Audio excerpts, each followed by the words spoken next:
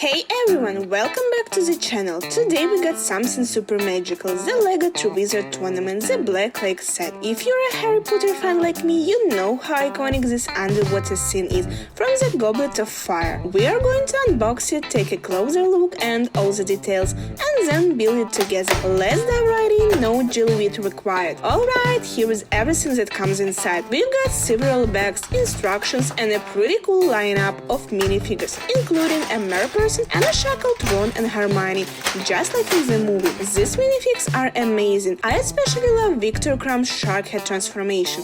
It captures that memorable moment from the Triwizard tournament perfectly. Harry's underwater gear with his flippers and jellyweed affected face is also spot on. Even the shackled Ron and Hermione look impressively accurate, down to their sleepy facial expressions. LEGO really paid great attention to detail here, making each character feel alive and true to the movie scene. By the way, did you know the Triwizard tournament was first established over 700 years before the events of the books? It was originally a competition between the three largest wizarding schools in Europe: Hogwarts, Beauxbaton and Durmstrang.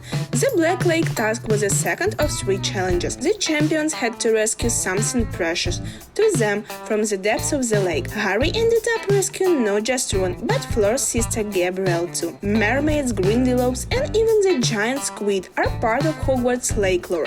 Through LEGO spared us the Grindelwalds here. And here is another fun fact. The Goblet of Fire, which selects the champions, is actually a powerful magical artifact, considered impartial, but Barty Crouch Jr. used the Confounder's charm to trick it into selecting Harry as a fourth champion. Mad-Eye Moody played a big role in this tournament, though as we know it wasn't actually him. Barty Crouch Jr. impersonated him for most of the year, using Polyjuice Potion. Fleur Delacour is part Willa, a magical being known for enchanting beauty. This made her a unique and powerful witch, though she was often underestimated. The merpeople in the lake speak a language called Mermish. Dumbledore is one of the few known wizards fluent in it. Let's talk about Victor Krum for a second. He was a champion from Durmstrang Institute and also a world-famous Quidditch player, the seeker for the Bulgarian national team, even while still a student. That's some serious talent. To breathe underwater during the second task, Krum used a partial transfiguration spell to turn his head into that of a shark. Unlike Harry, he used jellyweed. Krum's solution was riskier, but showed advanced magical skills. It wasn't perfect, he still had human legs, but it worked well enough for him to navigate the lake and rescue Hermione. Interestingly, transfiguration on your own body is considered very advanced magic, especially when altering your head into that of another species. It was a bold choice that definitely added drama to the scene. Here is something you might not know. The Triwizard tournament was discontinued for centuries because it was simply too dangerous. Originally held every 5 years, it often resulted in serious injuries and even deaths among student participants. Due to this deadly outcome, the tournament was banned for a long time. It wasn't until the events of Harry Potter and the Goblet of Fire that it was reinstated with promises of new safety measures. Ironically, that year it returned, it became more dangerous than ever. In that infamous year, not only was a fourth champion chosen, but the final task turned into a trap set by Voldemort and his followers. The tournament directly led to the Dark Lord's return, making it one of the most faithful competitions in magical history. Despite this, the Triwizard tournament remains a legendary symbol of magical competition and international cooperation, and the highlight in the fourth book of the series. Let's not forget the age restrictions surrounding the Triwizard tournament. To ensure the safety of younger students, the age limit for champions was set at 17 years old. This rule was introduced as part of the new safety measures when the tournament was reinstated. However, in the fourth book, Harry is mysteriously entered into the tournament despite being underage.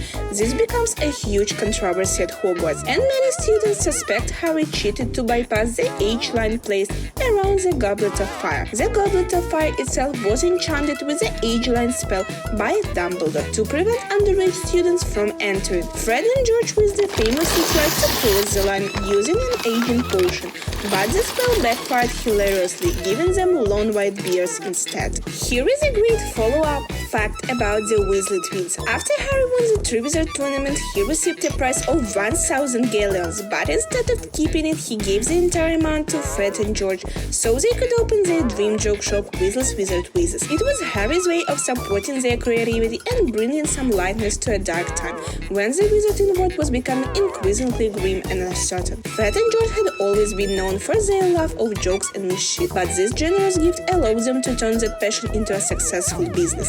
Their shop, located in Diagon Alley, became one of the most popular and innovative magical stores, selling everything from skiving snack boxes to extendable ears. What makes this even more heartwarming is that Harry never wanted the prize money in the first place. He felt uncomfortable winning when the tournament ended in tragedy with Cedric Diggory's death. Giving the gold to the twins was his way of turning something dark into something hopeful, and it helped inspire one of the brightest parts of the wizarding world. One more emotional detail from that year. When Harry was unexpectedly chosen as the fourth champion, Ron Weasley, his best friend, didn't believe he hadn't entered himself. Ron was so upset and jealous that he stopped speaking to Harry for quite some time. What hurt most was not just Ron's silence, but the look of mistrust from someone Harry considered family. For Harry, who had already endured years of mistreatment living with the Dursleys, this betrayal from his closest friends was devastating. He wasn't just facing the impossible challenges of the Triwizard tournament, dragons, underwater rescue, and a deadly maze, but doing so without the support of the one person who had always been by his side. Harry later admitted that of everything that happened that year, Ron turning his back on him was the most painful. The emotional weight of that fallout affected both of them deeply. Ron, grappling with his insecurities and the overwhelming shadow of Harry's fame, acted out of hurt and confusion. It was one of the first times their friendship had been truly tested under pressure. Thankfully, Ron eventually realized he had been unfair. Their reconciliation, which came just before the second task, was a turning point in their bond. Ron showed up in his casual, clumsy but heartfelt way, and Harry welcomed his back without holding a grudge. Their friendship emerged even stronger from the rift, a reminder that forgiveness, communication, and trust are key even in the most magical of relationships. Before we wrap up the build, let's take a moment to talk about Hermione Granger and her role in Goblet of Fire and the Triwizard tournament. Hermione may not have been a champion, but she played a crucial part in the events of that year. First, she was one of the few students who believed Harry didn't put his name in the Goblet of Fire, standing by him when others, including Ron, turned away. Her unwavering support gave Harry the confidence he desperately needed in those early days of isolation. Her intelligence and strategic thinking were key throughout the tournament. She helped Harry figure out the golden egg clue, using her research skills to guide him towards the truth about the Blacklight task. She even taught Harry the summoning charm Essio, which turned out to be crucial for retrieving his broomstick in the first task. And let's not forget her big moment at the Yule Ball. Hermione stunned everyone by arriving with Victor Krum as her date, revealing a more personal and emotional side of her character. It was a powerful moment that reminded everyone, including Ron, that she was more than just the smart one.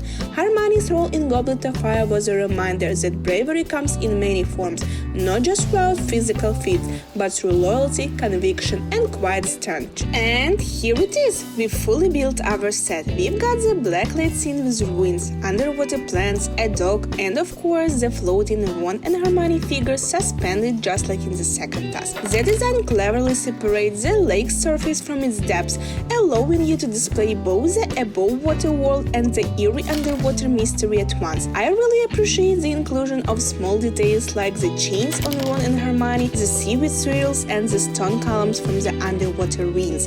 It gives you the feeling that you are right there in the Black Lake during the tournament.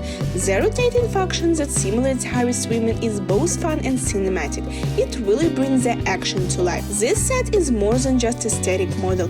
It captures a full scene and a pivotal moment in the story, packed with emotion, magical tension, and character-driven storytelling. Whether you're a builder, a collector, or a Potterhead, this one is definitely worth adding to your display shelf. One last thing I want to highlight: the platform section of the build includes a cool little mechanism where you can actually launch the minifigures into the water, just like they are diving into the lake for the second task. It adds an interactive touch that's perfect for play or display. Let me know in the comments what your favorite part of the build was.